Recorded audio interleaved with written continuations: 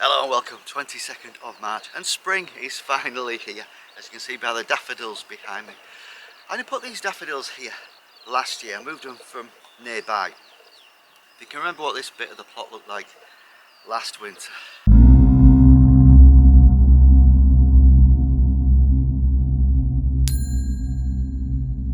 It's a transformation, I'm really pleased with that.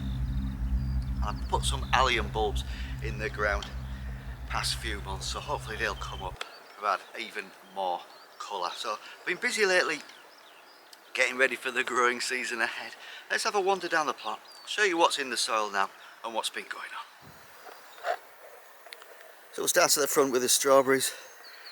A lot of wood chippings put down there a few months ago. They're coming along nicely. Let's have a closer look at the daffodils. Beautiful. And a bit further along. Let's look at these. Really pleased with them. A couple of fruit trees that I moved in autumn last year. And we'll come on to this first bed where we're going to talk about broad beans there at the end and the garlic we've got here.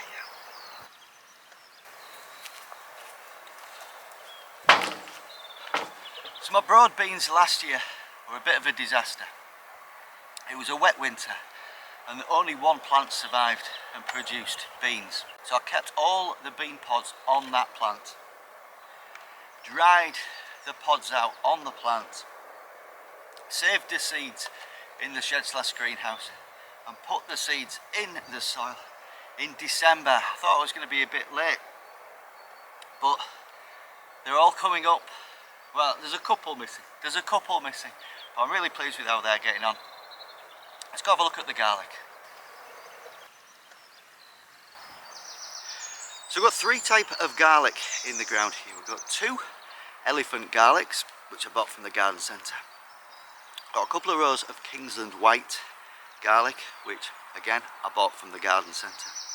And a much cheaper option, I've got 2 rows of garlic that I just bought from the supermarket, broke them up into individual cloves and put them in the ground. As you can see, they're all quite successful, so hopefully we'll have a good year for garlic. And not much difference between the 3 different types at the minute. Let's go look at some onions. So in this bed here, I've got the onion sets that I put in the soil in December. A bit later than I normally do, so I'm glad they've come up. I've got Sensu Yellow and Red Electric, the same types I've grown for the past 2 or 3 years. As usual, Sensu Yellow, the first one's up, they're a bit more developed than the Red Electric. I always have more success with the Sensu Yellow. Red Electric always a bit later coming up. You don't get quite as many growing to proper full size, but all good here. Ignore the clump of onions in the middle there, just a hangover from something that was in the ground last year. Let's whiz down the plot. I want to get to the pond while it's sunny. You can see why when I get there. So if we have a wander down, you'll see it's still early in the season. We've got some empty beds. I weed everything this morning. Took about an hour to weed all that and all this. One area didn't weed was this little zone here. So there were wildflowers in there last year, and looking at the greenery that's coming up out of the ground, some don't look like weeds, they look like flowers, so I've left that particular area just in case they're sort of last year's flowers have self-seeded and come up. You will remember, if you're a long-term viewer, that that's where I had my white rot on my garlic, so that's why it's kind of fenced off. We've got some parsnips that have popped up here. I sowed the seeds of those last April, I think, and we've already cropped the parsnips, so I don't know why they're there. Late in coming up, a year late maybe. We've put some sweet peas there, but they're not up yet. So we've got the fruit area all pruned, all starting to bud, Into flower soon. Currant butties are alright. And then we get to the pond area where we have a beautiful fountain. Let's have a chat about that. So for Christmas my mum and dad bought me a solar powered pond pump. It's a really small pump. Quite a small solar panel. So it's surprisingly good. Let's put some concrete slabs in the pond to find the right level for the pond pump.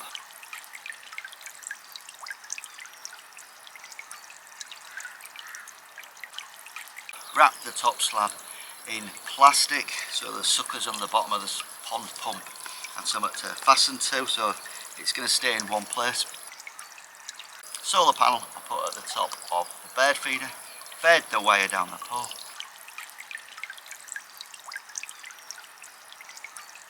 Put some pipe at the bottom to protect the wire if I'm doing any streaming. Buried the rest of the wire in the grass, and here we are.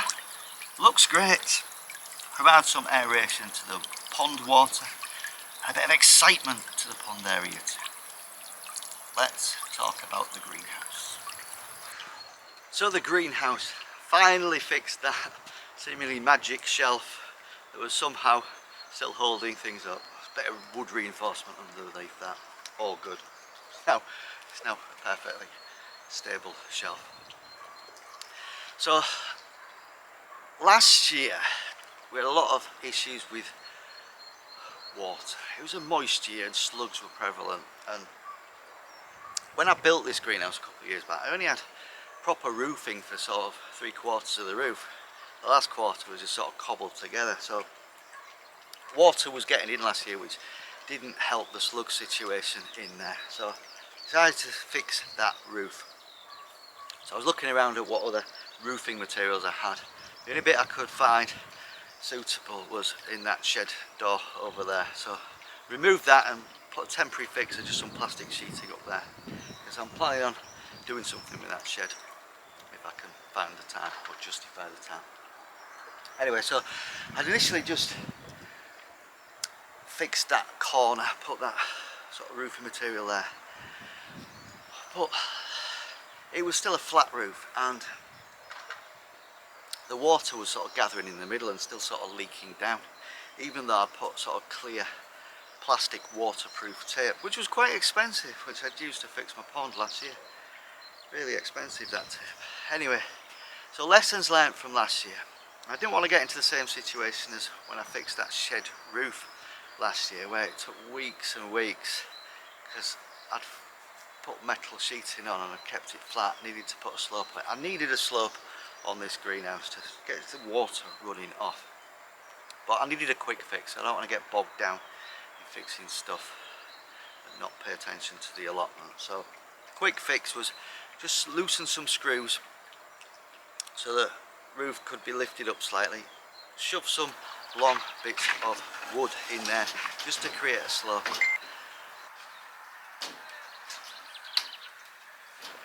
I'd ran out of expensive clear waterproof tape, so I went for a cheaper option, which was a fifth of the price. Not clear, but still waterproof. And we've got a slope on there now with the edges or any gaps sealed with tape. It's drying there at the minute. We've had a bit of rain. I've tested it out and it looks to be a lot better in terms of waterproofing.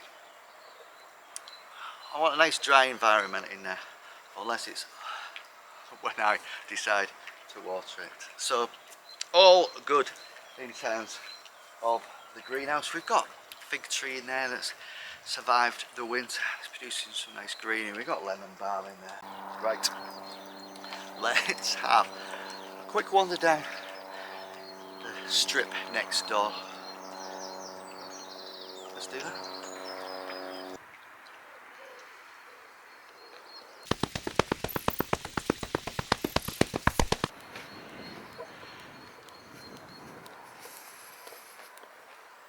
So we've got the compost area with the compost heap slowly growing in size. We've got Esther Phoenix, the tree, surviving still we hope. Strawberry patch, There's not much happening on this strip yet, but it is all dug over or weeded. Got some more onions here, again split into two halves.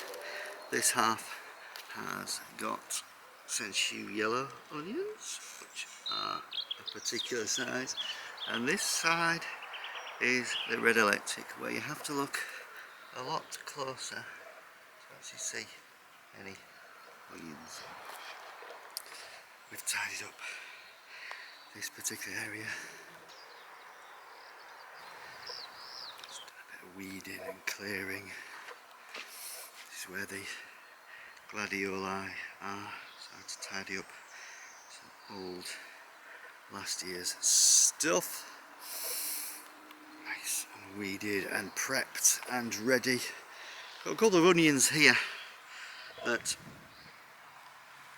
if red electric are slower to develop than sensu yellow, they're from last year. I don't know, they just sit dormant in the soil for a year, decide to come up in recent months, who knows, who knows. And we got the fruit area at the back here, where everything's pruned. This area at the back, look, we've got some rhubarb there, which when all of this grows it kind of gets lost. But this area here has a load of, it's where the oxeye daisies are in the summer, and there's a load of sort of dead branches and stuff from last year, so it's sort of a balance when you do it. Obviously that sort of dead growth sort of protects the plants underneath. Obviously it's pretty good for wildlife, so getting the timing right. But once I removed all that,